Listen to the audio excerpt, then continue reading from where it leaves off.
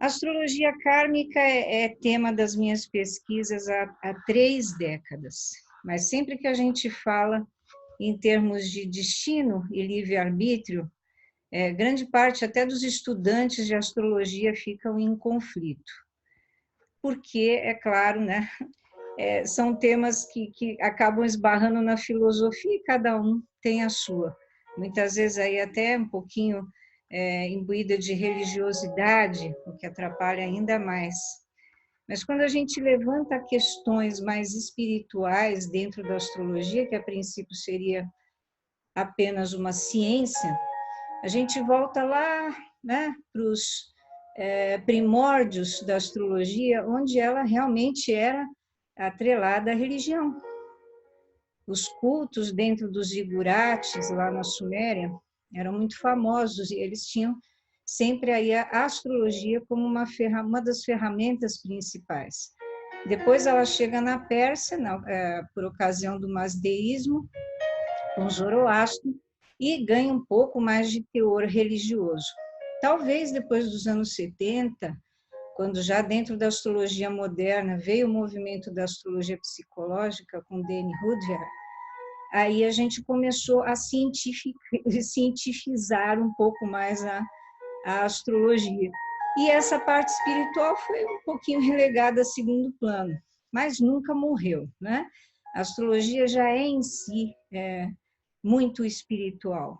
E por isso falar desses temas vai nos levar um pouquinho para a gnose grega, um pouquinho lá para as religiões da Índia, como os Vedas, por exemplo, e a gente vai tentar, né, dentro desse contexto que é muito amplo, simplificar o máximo possível para vocês.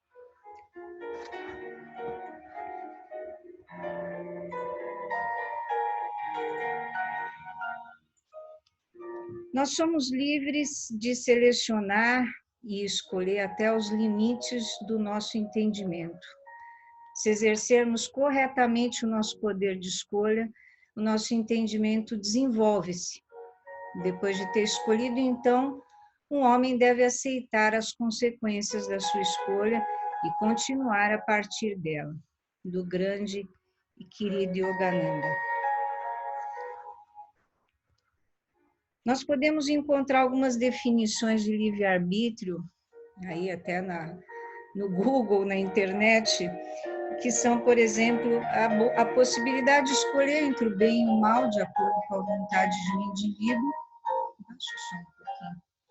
Porém, uma distinção entre os dois é que a vontade é um ato ou ação, enquanto que o livre-arbítrio é uma faculdade.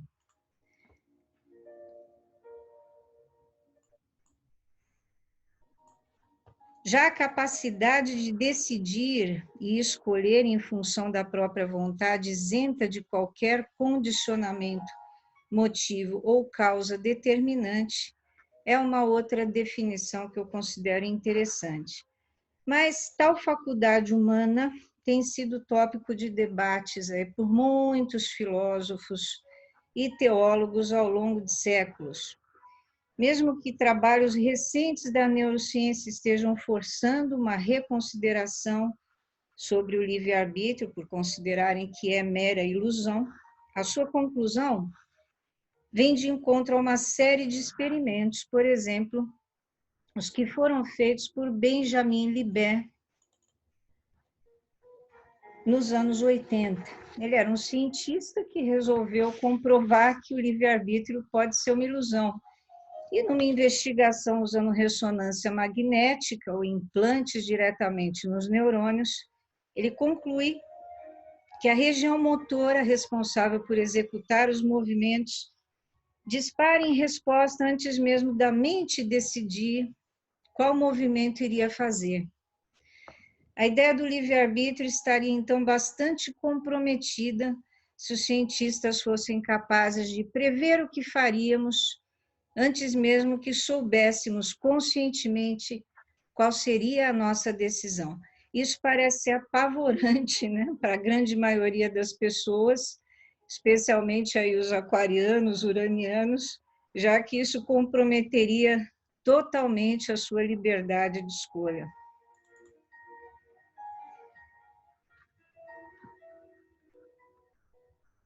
Aí, se tais experimentos forem confirmados no futuro,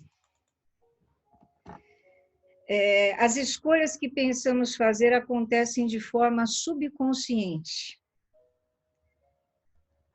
e sem o nosso controle, né? Quer dizer, um destino pré-traçado, talvez, como um mapa natal, como um mapa numerológico, quem sabe? Vamos citar, então, diversos homens ilustres e profetas modernos que teorizaram ou canalizaram informações muito importantes a respeito dos caminhos que a nossa alma faz, o destino da nossa alma, não só aqui em vida, mas também no pós-morte. Edgar Cayce. Edgar Cayce é o tema, eu diria, né, seria o tema central, o muso inspirador dessa minha aula de hoje. Ele era também conhecido como profeta adormecido, defendia a cosmologia, onde tudo que aprendemos nas dimensões superiores podem vir conosco à Terra por livre vontade. Através de escolhas feitas entre vidas e com a consciência expandida, a alma aprende e cresce. O arranjo das nossas estrelas não é a força por trás do nosso destino, mas o que a alma, por vontade própria, quer. Vivenciamos as dimensões celestes de acordo com o nosso nível de consciência e aplicamos isso em nossos ciclos de vida terrena, fazendo as devidas correções de escolha na medida em que vamos colocando esses planos em prática. Vocês já perceberam isso? Eu penso que sim, né? Todo mundo que está um pouquinho mais integrado aí com o seu eu interior já deve um dia ter pensado nisso. Aqui o nosso querido Zoroastro, que antes de encarnar, mesmo sendo um iluminado, deve ter feito essas perguntas para si mesmo, né? Porque a partir do momento que a gente encarna e que nossos desejos determinam nossas escolhas, é como se a gente se libertasse das cadeias formadas por esses desejos a fim de obtermos a liberdade e com ela o livre-arbítrio para definir os melhores caminhos. O grande poeta William Blake chamava essas cadeias de algemas feitas pelo espírito. Mas o fato é que essa liberdade é o objetivo máximo de toda alma que busca evolução através de iniciações, de práticas religiosas, de técnicas de autoconhecimento, enfim. Então, livre-arbítrio não seria apenas escolher entre bem ou mal, sim ou não, mas uma faculdade humana que mostra a complexidade da alma de um ser encarnado. E aqui o nosso querido Jung, né, que sempre está aí participando do universo astrológico, desde que escreveu o maravilhoso O Segredo da Flor de Ouro, ele diz: o que acontece a uma pessoa é característico dessa pessoa. E uma pessoa representa um modelo onde todas as peças encaixam uma nas outras. Uma a uma, e à medida que a vida decorre, ocupam o seu lugar de acordo com o destino pré-determinado. Né? Isso vindo de um médico, de um psicanalista no século XIX. A gente vai começar a falar de destino ao contrário, né? Não é o destino aqui após o reencarne, mas o destino pós-morte. E ninguém melhor do que os egípcios para falar de vida após a morte. A ligação entre o sistema solar e o destino da alma nunca foi realmente perdida, segundo a gnose, ou até segundo uns filósofos mais conhecidos, como Filon, Plutarco e o próprio Platão, e não Plutão. Esse último as recebeu dos egípcios e esses dos persas e dos caldeus. Tudo isso consta, gente, na história com H. e também nas visões do grande profeta Edgar Cayce, que foram taquigrafadas e compõem uma biblioteca aí de milhares e milhares de escritos, né? A biblioteca criada por Cayce está aí em Virginia Beach, viu, Bela? Vai dar uma visitadinha quando você puder. Mas a obra mais valiosa a apresentar provas arqueológicas do destino pós-vida é a mesma Star Maps, do William Fix. O que lhe inspirou esse título foram os afrescos das pirâmides egípcias, que mostram não só o destino da alma ao desencarnar, mas também os seus voos noturnos em projeção astral. Olha isso. Esses afrescos e outros encontrados na arte chinesa e na Europa possuíam 7, 8 ou 9 camadas correspondentes aos planetas. O número 9 foi o que mais se repetiu nesses estudos do William Fix, bem como entre outras tantas mitologias, onde eram retratados não como planetas, mas como deuses, né? Quem aqui já estudou magia e não ouviu falar dos 9? Quanto a isso, William Fix escreveu: a estrutura geral do chamado outro mundo, que brota dos mapas de consciência que temos acesso, é a do sistema planetário.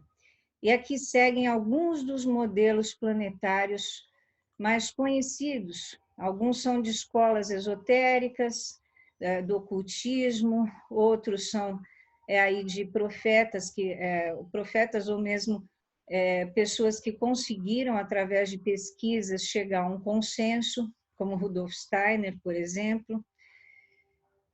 E nós temos aqui o modelo dos 7, Mercúrio, Vênus, Marte, Júpiter, Saturno, Sol e Lua. Esse é um modelo da astrologia clássica, porque até então havíamos descoberto apenas até Saturno. Então, boa parte dos rituais de astrologia mágica eram feitos considerando apenas até esse planeta. Mas, falando em termos de modelos planetários, isso transcende a Terra, né? Nós teríamos 7 esferas acima do planeta Terra para estarmos aí migrando após o desencarne, a fim de adquirir a evolução de consciência. Também o modelo Mercúrio, Vênus, Marte, Júpiter, Saturno, Urano, Netuno e Plutão, os 8. Esse é o que o Edgar Cayce considera dentro das profecias dele.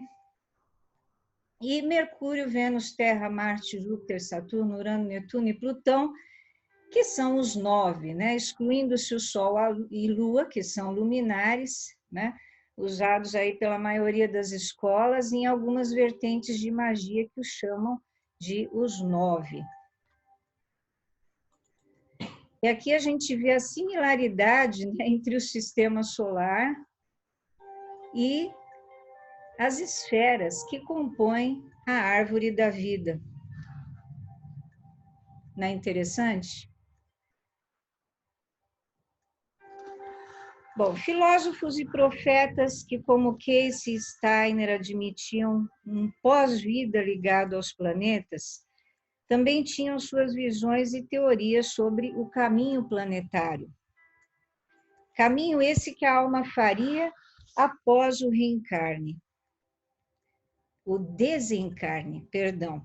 Cada um desses domínios planetários de consciência seriam divididos em superiores e inferiores.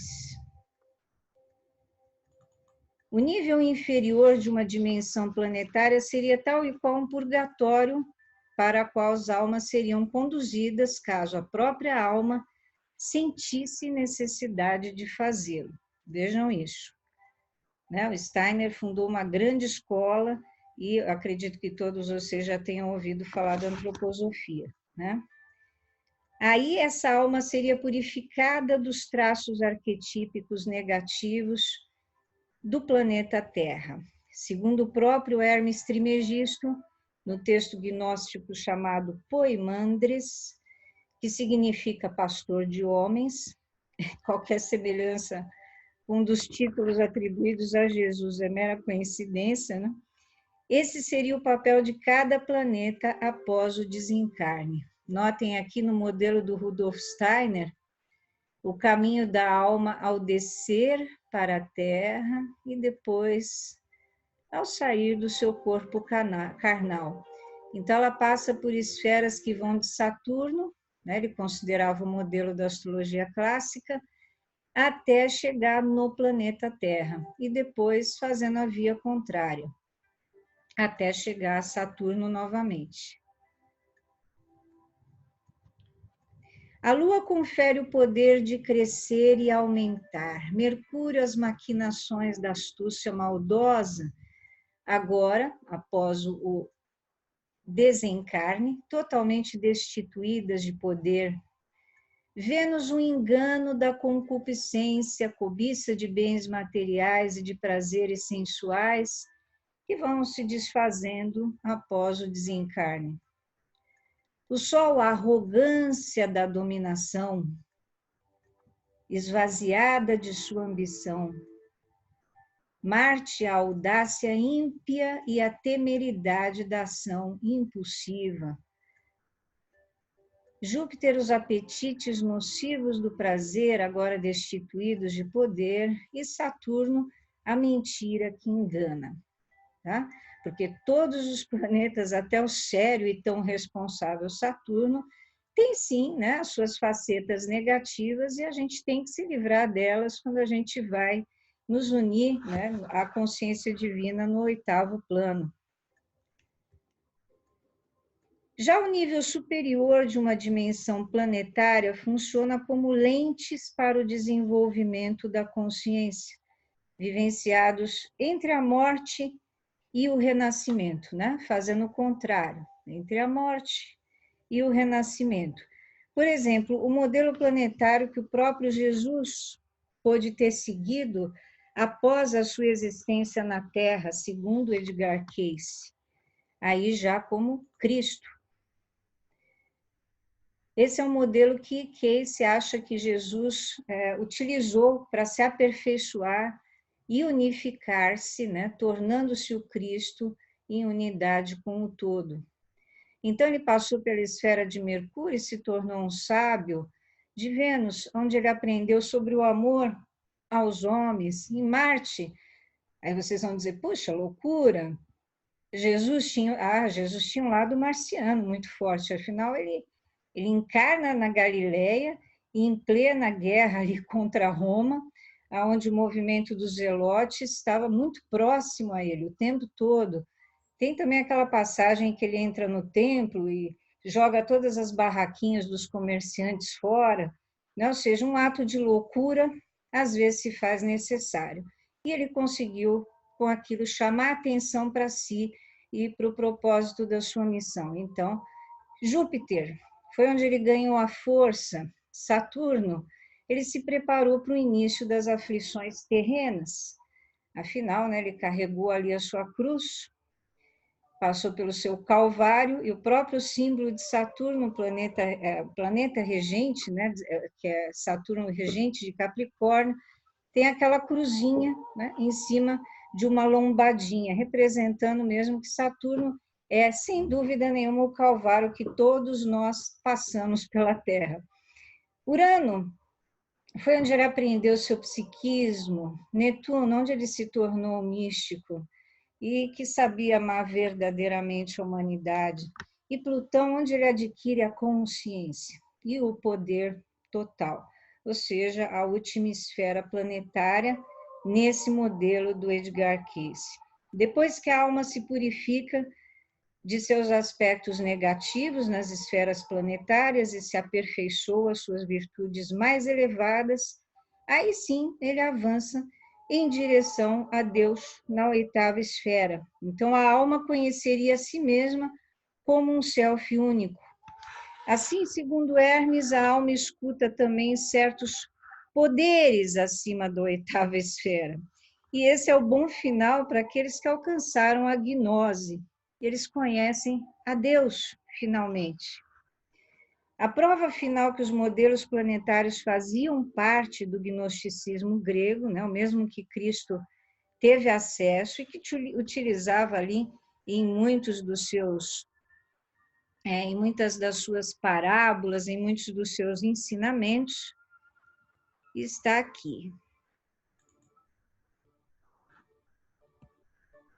Há muitas moradas na casa de meu pai. Se assim não fosse, já eu vou-lo teria dito, pois me vou para vos preparar o lugar. Depois que me tenha ido e que vos houver preparado o lugar, voltarei e vos retirarei para mim, a fim de que onde eu estiver, também vós aí estejais. Esse está em São João e não requer maiores explicações, né? Já esse segundo trecho, que eu gosto muito do Evangelho Apócrifo de Felipe, ele requer uma traduçãozinha. Os que semeiam no inverno, colhem no verão. O inverno é o mundano, mas o verão é o outro éon. Semearemos no inverno na terra, para que no verão haja colheita. Não devemos rogar a Deus pelo inverno, já que depois deste vem o verão. Se alguém tenta colher no inverno, não colherá, ainda que somente arranque os brotos. Faltou um Szinho aí. Bom, mas traduzindo, da gnose grega, a palavra eon denota as dimensões espaciais. Entre essas estão aquelas denominadas como inferno, paraíso ou a morada do Deus Pai, a qual ele se refere sempre. No inverno, quer dizer aqueles que trabalham na terra. E o colher no verão são os eons mais altos, os planetas superiores, aonde colheremos a abundância do que semeamos na terra. Então, aqui ele já explicava, né, que a morada do pai tinha, a casa do pai tinha muitas moradas, e todas elas aí tinham uma simbologia e uma relação com o sistema planetário. O destino na Terra. Agora vamos falar, né? Finalmente encarnamos o que vamos fazer aqui na dimensão terrena. Falando um pouquinho sobre o conceito de morada planetária. Edgar Cayce e Rudolf Steiner também concordam que o propósito da nossa encarnação na Terra, assim como nossas viagens interplanetárias entre existências, é para que possamos evoluir em consciência a fim de nos tornarmos companheiros adequados a Deus em sua morada.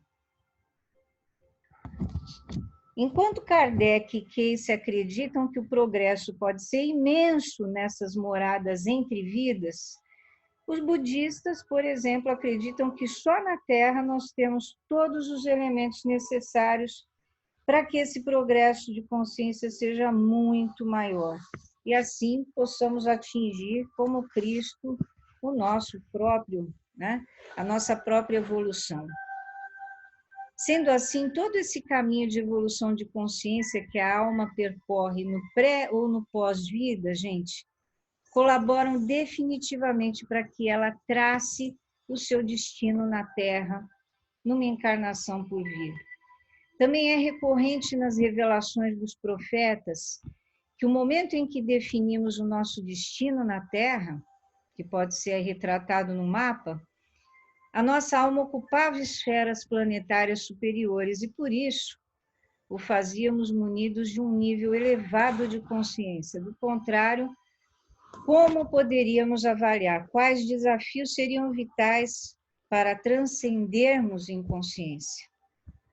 Eu sei que tem muita gente que diria, em sã consciência, eu jamais escolheria esse mapa, eu jamais escolheria a mãe ou o pai que eu tenho.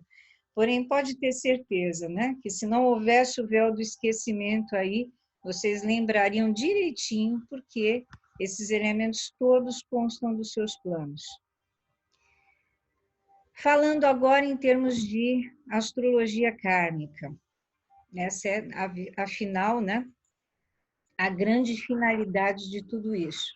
Entender os conceitos de livre-arbítrio e destino para chegar aqui, né, no nosso nascimento terreno, mostrado através do nosso mapa natal. Então, uma criança nasce em um dia e uma hora em que os raios celestes estão em harmonia matemática com o seu karma individual. O seu horóscopo é um retrato desafiador que revela o seu passado inalterável e os seus prováveis resultados futuros. Mas o horóscopo de nascimento só pode ser corretamente interpretado por homens de sabedoria intuitiva, e destes há poucos. Pedi algumas vezes a astrólogos para me selecionarem os meus períodos piores, de acordo com as indicações planetárias, e continuei a desempenhar as tarefas que a mim impuseram. É verdade que nessas alturas o meu êxito era acompanhado de extraordinárias dificuldades, mas a minha convicção sempre se demonstrou justa. A fé na proteção divina e no uso adequado da vontade que Deus deu ao homem são forças mais formidáveis do que quaisquer outras. De novo, o Yogananda, né? Afinal, toda vez que a gente fala de astrologia kármica, a gente sempre vai encontrar algo aí relativo aos Vedas e a esse nosso querido. Na antiguidade, os persas desenvolveram uma sofisticada forma de astrologia. Os seus sacerdotes, os magis, esses à volta de Zoroastro, aí na imagem, eram também conhecidos como magos, daí saíram os 3 reis magos que foram atrás de Jesus por um propósito específico, o que dá tema para mais uma aula aberta. Mas eles dedicavam-se ao culto ao Zoroastro, eram vegetarianos, reencarnacionistas e conheciam muitos sistemas de previsão astrológica.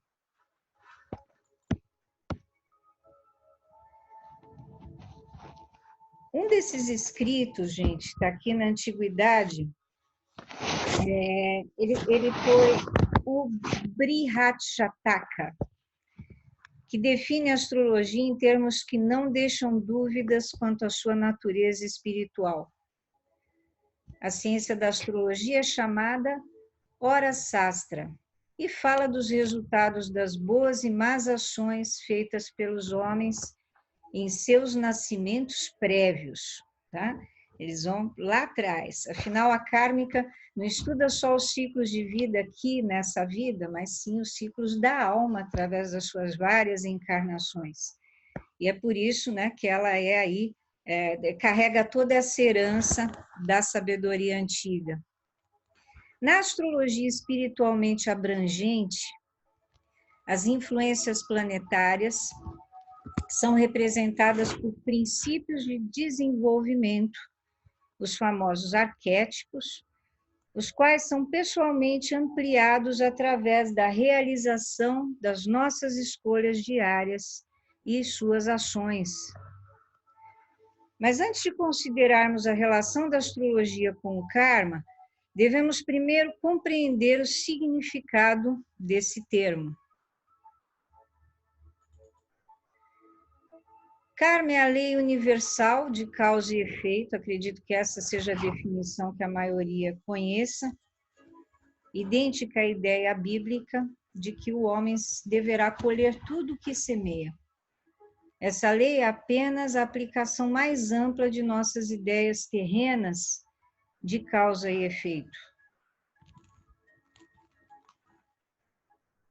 Sansara, que é essa imagem que vocês estão vendo aí, a famosa roda da vida, ela ilustra muito bem o que é o karma.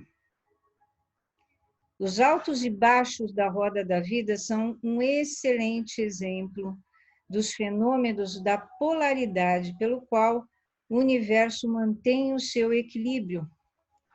Sansara é o ciclo da vida e da morte, e novamente renascimento. É a prisão daquele que está ligado aos seus gostos e aversões, apegado aos frutos das suas ações.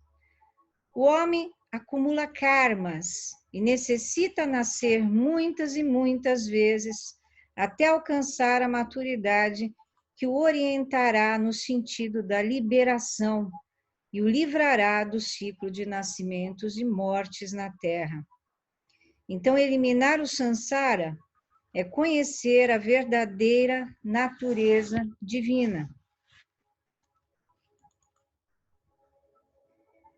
Segundo a astrologia hindu, o nascimento pode ser determinado por esses 3 fatores: a lei da evolução,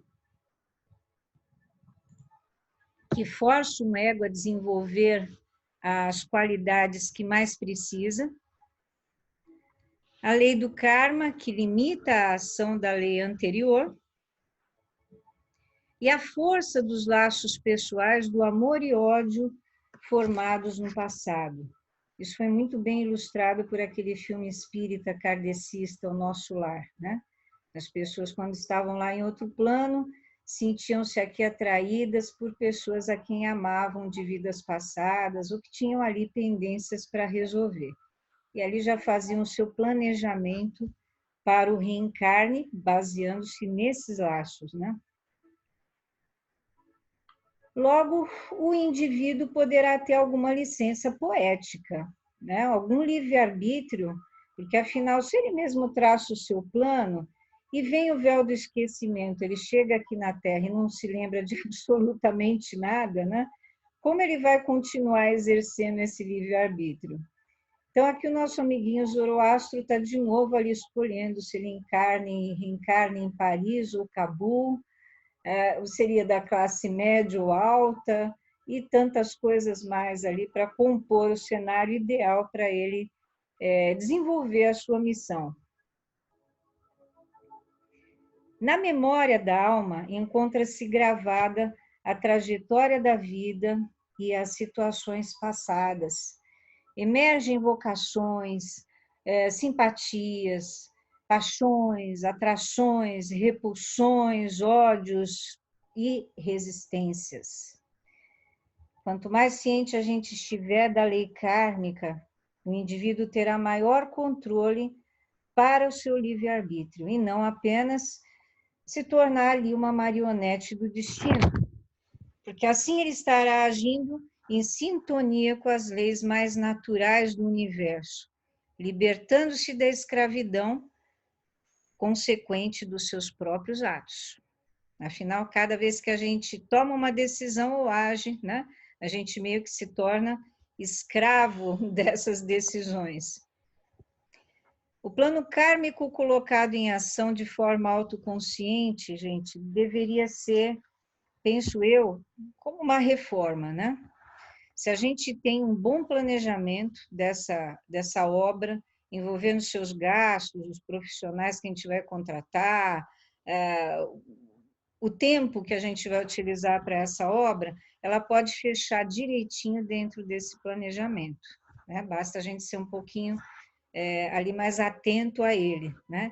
Agora, quando a gente começa a reforma sem saber o que a gente quer direito, aí já pode colocar mais uns 2, 3 meses ou até um ano, né? Dobrando o valor dos gastos para a gente concluir essa reforma. Então, só para vocês entenderem como seria um plano kármico, tal e qual uma obra, né? Que quando a gente põe em prática é que sabe o que virá. Mas aquelas alminhas que desde cedo na vida já encontram, né, meio que com uma certa facilidade o seu caminho e chegam rapidamente ao sucesso, com toda certeza fizeram um bom planejamento kármico, já são alminhas evoluídas, com bom nível de consciência. A astrologia kármica, ela vem da astrologia védica, ela é, vamos dizer assim, conceitos da védica, da astrologia indiana, adaptadas aqui para o Ocidente, né? A discussão que nunca morre, no entanto, é que alguns astrólogos adaptaram os conceitos dentro do sistema tropical, sendo que lá no Oriente o sistema mais utilizado é o sideral, onde essa diferença aqui, né, tem um peso muito grande. Eu sei que os dois sistemas funcionam porque eu utilizo os dois. E tem astrólogos aí, né, que entram na internet pura e simplesmente para se degladiar por causa disso aqui. porque muito provavelmente não puseram os dois para funcionar e ver que realmente o índice de acerto é muito grande, tanto no tropical quanto no sideral. Mas quando a gente fala de astrologia kármica, a gente haverá sempre de estar considerando um pouquinho mais o sistema sideral. Essa diferença de 24 graus se dá aí a mudança do ponto vernal da Terra, que hoje em dia não está mais batendo aqui a 0 grau de Áries no dia 21 de março, mas aqui, olha, a 5 graus e pouquinho da constelação de Peixes. A diferença hoje é de 24 graus e 7 minutos. Então, depois vocês vão ver pelo mapa de exemplo que eu vou colocar aqui para vocês como isso funciona na prática. O fato é que alteram-se muitas coisas e mantém-se algumas boas coisas também aí do sistema tropical. Por isso é que eu resolvi pôr um mapinha para a gente exemplificar. O mapa do nosso querido Edgar Cayce. No caso desse mapa, a gente vê o Sol do Edgar Cayce nos 28 graus e 23 minutos da constelação de Peixes, né? Exatamente aqui. Agora, se a gente for passar para o sistema sideral, vamos dar uma olhada no mapa primeiro para vocês verem a distribuição de planetas nas casas, tá? Porque agora eu vou mudar a tela, vou mudar para o mapa sideral. E aqui a gente vai ver, olha, parece o mesmo mapa, não é? No entanto, mudaram os signos das casas, boa parte dos signos dos planetas que eles ocupam também. Então, no sistema sideral, a gente volta 24 graus no zodíaco. E ainda assim, Cayce é um pisciano, ele não conseguiu fugir dessa missão, nem aqui no mapa tropical e nem aqui no mapa sideral, né? Ele escolheu direitinho mesmo quando ele tinha que nascer para não fugir do arquétipo aí do grande e querido Salvador universal, que é Peixes.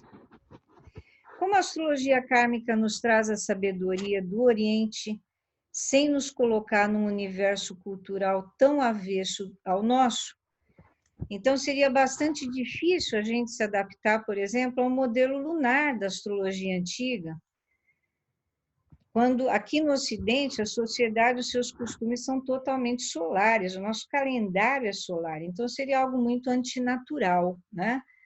A maioria dos astrólogos aqui do Ocidente que olha para o nosso quadradinho védico maravilhoso, não viaja, não se inspira, né? Agora, já aqui no zodíaco circular, a gente vê coisas que a gente, até mesmo a gente duvida, viu, gente?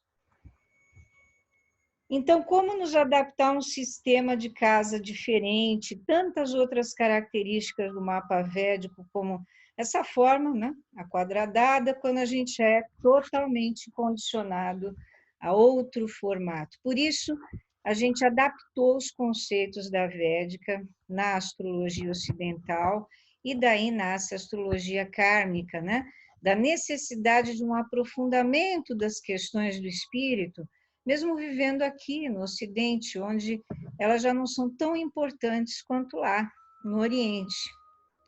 Aqui, a astrologia vinha num embalo muito psicológico ou de previsões, ponto, ou um ou outro.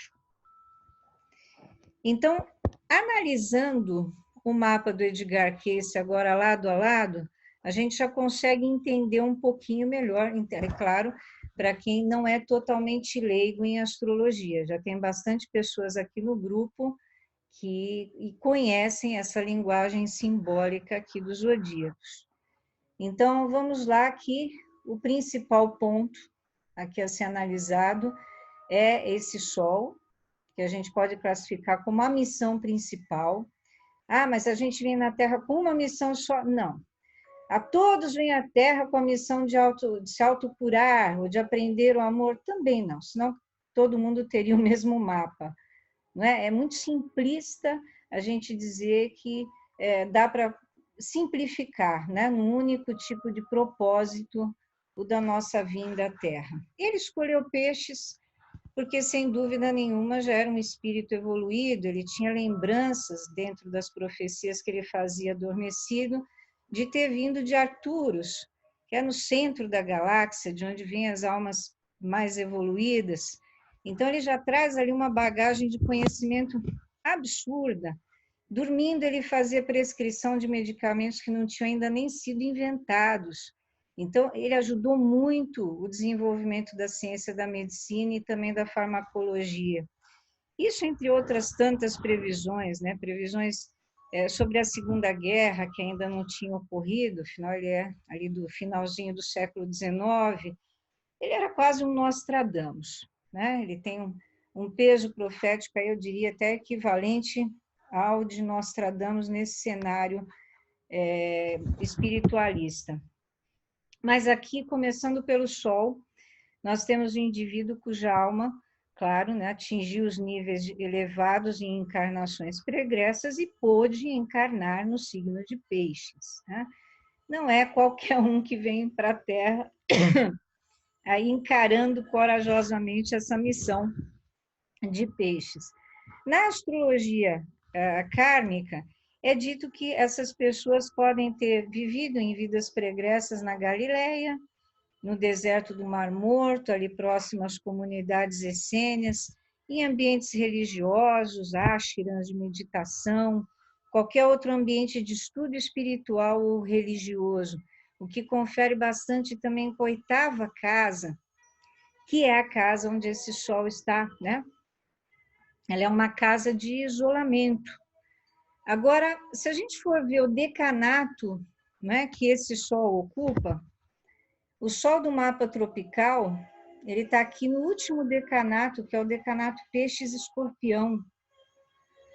E Escorpião vem meio que quebrar, né, um pouco aí essa natureza tão espiritual e elevada do Peixes. Afinal, é o signo que está abaixo de Peixes em evolução de consciência, mas que ainda não chegou lá, né?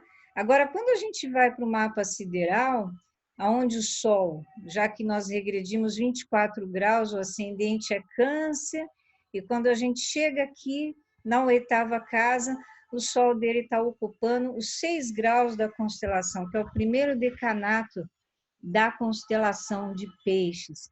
E esse é o decanato regido por Netuno, né? E aí daí vem essa intuição redobrada, a capacidade de compreensão sobre o comportamento das pessoas à sua volta, como desenvolver a sua profissão focando, né, no benefício maior, né? Ou seja, no benefício das outras pessoas e não só no seu próprio. Ele se tornou muito caridoso com o passar da vida, mas um tanto passivo nas mais diversas situações, né? Vejam que ele recebia as suas informações dormindo, né? Quer dizer, mais passivo, impossível, mas possuía uma alma forte e um corpo um tanto frágil, né? Porque é uma casa muito densa essa de Escorpião, onde a gente tem que estar sempre passando por purificações, né? Através de alimentação ou técnicas espirituais, do contrário, a gente não segura a onda, capta-se muita sujeirinha astral, capta-se muito dessas viagens que ele podia fazer interplanetárias e depois trazer para cá, né, para o seu corpo terreno. E por isso, talvez o segundo ponto mais importante, o ponto kármico mais importante desse mapa, é o único planeta retrógrado, que tanto no mapa tropical quanto no sideral aparecem aqui, né, que é o Urano retrógrado.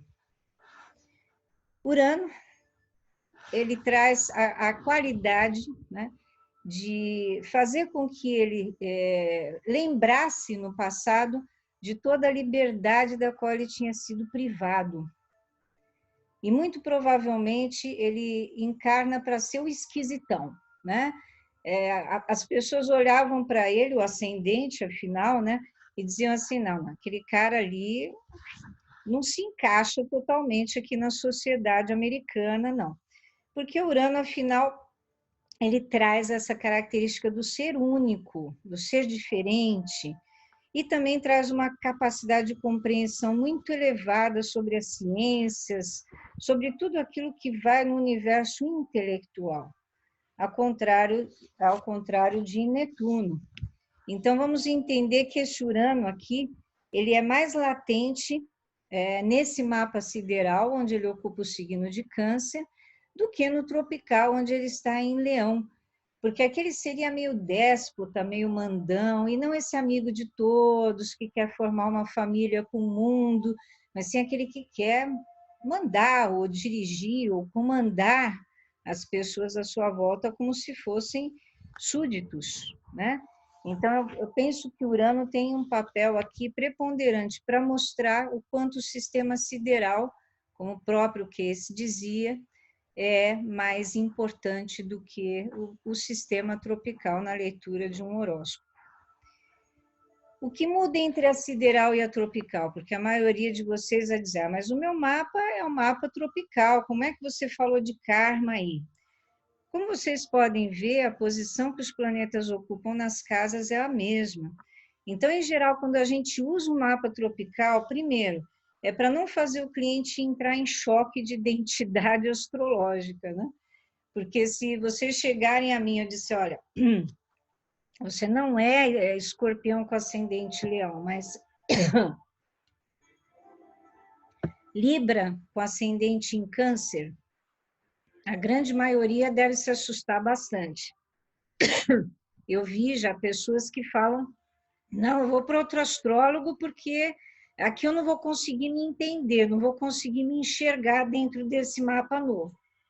E eu gostaria de fechar, concluir para vocês com um verso do Bhagavad Gita, onde Arjuna pergunta a Shri Krishna, ó Senhor dos Senhores, de forma tão feroz e bravia, por favor, me diga quem você é. Ofereço minha obediência a você. Por favor, conceda-me a sua graça. Você é o Senhor Primevo. Quero conhecê-lo, pois não sei qual é a sua missão. E Shri Krishna responde a Arjuna, eu sou o tempo, o grande destruidor dos mundos, e vim trazer a atividade para todas as pessoas. Assim, pessoas, nessa noite eu quero concluir com vocês que os Vedas compreendiam o zodíaco como uma das manifestações de Deus, o tempo. Deus como o tempo. Por isso, compreender o zodíaco nos ajudará a compreender o Criador, sua vontade, seus planos, os planos que nós mesmos traçamos com ele, ou seja, o nosso destino. Então, o zodíaco mede o tempo e a astrologia, sendo o estudo dos ciclos do tempo, nos coloca em contato direto com o nosso Deus interior, fazendo uma ponte com o nosso Deus. Na minha opinião, utilizamos nosso livre-arbítrio para traçarmos esse precioso plano de vida, que é o nosso mapa, e ele nos serve, sim, como um GPS para o cumprimento do nosso destino na Terra. E agora, abrindo para as perguntinhas de vocês. Bom, a Bela perguntou aqui. A Bela Carrijo. Li, a leitura que temos que você fez é tropical ou sideral. Nós usamos o sistema tropical, mas eu sempre faço abordagem kármica. Dentro do mapa tropical, num primeiro momento, e agora que vocês já estão preparadíssimos em cima de um mapa sideral. Como você viu, dá para você jogar todos os elementos da astrologia kármica, considerando apenas a posição das casas. Mas o mapa sideral vai ser um pouquinho mais completo, podemos dizer assim, tá? Então, o que nós fizemos foi verificar os indícios kármicos dentro do seu mapa tropical. Quem mais? Todo mundo tem uma missão? Sim, Fernanda. Do contrário, acho que nós não teríamos um propósito vindo para cá, né? E, de repente, não se resume apenas a uma missão, não, viu? Mas a diversas. Eu coloco sempre um enfoque especial nos luminares São Sol e Lua. Eles trazem, né, uma quantidade de informações maior sobre essa missão, mas tem inúmeros outros pontos do mapa que vão acrescentando um ou outro elemento, porque senão, como eu disse a você, fica uma coisa muito simplista, né? Dizer que todo mundo veio à Terra para aprender sobre o amor. Hitler, com certeza, não veio à Terra para aprender sobre o amor, né? Ele exerceu um papel marciano que mudou os caminhos da humanidade. Então, a gente tem que entender, né, que dentro do que é considerado bem ou mal, sim, podem haver missões dignas, né, da evolução que o próprio Cristo teve, e outras que vão levar aí milhares de pessoas à transição precoce, que foi o caso do Hitler. A outra pergunta da Bela, a gente pode fazer uma segunda consultoria com mapa sideral em paralelo? Não. O mapa sideral ele requer uma leitura completa, né? De novo, né? O mesmo tempo que a gente utilizou fazendo mapa tropical. Isso, é bastante aquariana, sim. É por isso que, vendo o mapa tropical, eu já dou um enfoque sideral sem você entrar naquele choque de identidade astrológico que eu te falei, né? E eu acho que por hoje, gente, é só. Eu não selecionei aqui mais nenhuma pergunta. Não sei se tem mais alguém aqui esperando para fazer, porém eu gostaria de agradecer muito, muito mesmo a presença de vocês. Mas a gente pode fazer uma outra consultoria só no sideral? Não. Como eu te falei, Bela, vale a pena você fazer uma consulta do seu mapa sideral, tá? Já sabendo que muitas coisas podem estar se repetindo naquilo que a gente viu dentro do tropical, já que eu dei o enfoque sideral nele. Mas vale a pena a gente pegar de ponta a ponta a leitura do mapa kármico dentro do sistema sideral, tá bom? No mês que vem, a gente vai fazer um encontro aqui sobre relacionamentos kármicos, que eu acho que é um assunto que também interessa a grande maioria. E em outubro vai iniciar o curso de astrologia kármica, que dura 3 meses. Nós teríamos um encontro como esse, semanal, durante 3 meses. Para quem não tem nenhum tipo de noção de astrologia, a gente pode fazer algumas aulas extras, mas a princípio, né, o grupo que entrou aqui hoje, penso eu, pelo menos as pessoas que eu reconheci, já possam acompanhar muito bem esse primeiro módulo do Astrologia Kármica. Um grande abraço a todos, boa noite, beijo no coração.